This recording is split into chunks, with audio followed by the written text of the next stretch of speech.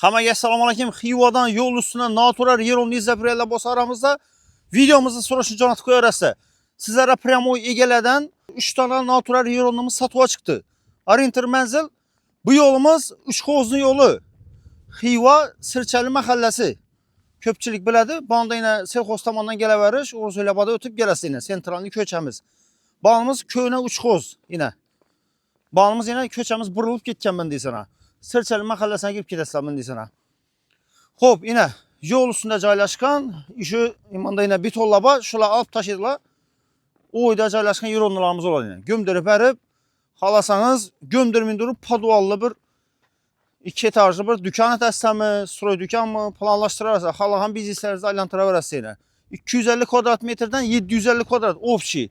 Kadastr papkeleri edin ekan. 250 kvadrat metre yeronlarımız kadastr papkeleri işten tuttuk da xolasa. Xo'p, beda birisi, bunu arkasında yine birisi, yan başından o joylar. Kızıl çizigine geladigan bo'lsak, elde tarafı 12,5 metr, eldini asfalt tomoni shunisi, yine eldini 12,5, arkasına 20 metreden bo'ladi her biri.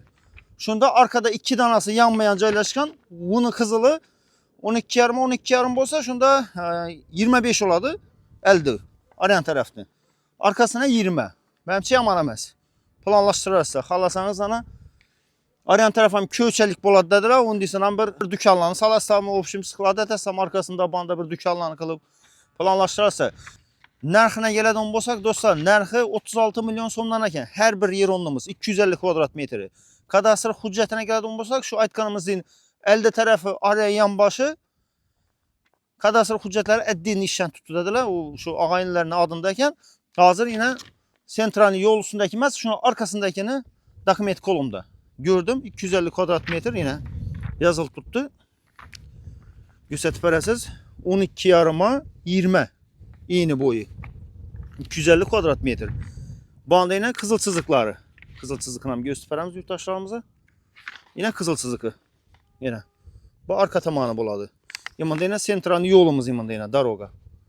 Yine şu yeronumuz. Bu satıladı, bu satıladı. Üçüsü satıladı, şu üçüsü. Bulan kadastr hüccetlerini ayttık. İyi bilen gelip görüp üstüne teşhir bereket kalaverəsiz. Bizden gösterip beriş kanalımızda yeni bolsanız abone olup koyuş esinden çıkmasın, like'lan kütük alamız. Videomuzda Xiva tümeni Uchqo'zdan yol üstünden dükkan kılamanda yürüyen, şu biznes kılamanda yürüyen tedbirkar ağayinlere jo'natib koyuş esinden çıkmasın. Kanalımızda yeni bolsanız abone olup koyunlar dostlar. Koldan gelince maksimal like basıp şu aytganımızın yakınlarca jo'natib koyarasiz. Keyinki video obzorlarda görüşünce sağ olun, salamat olun.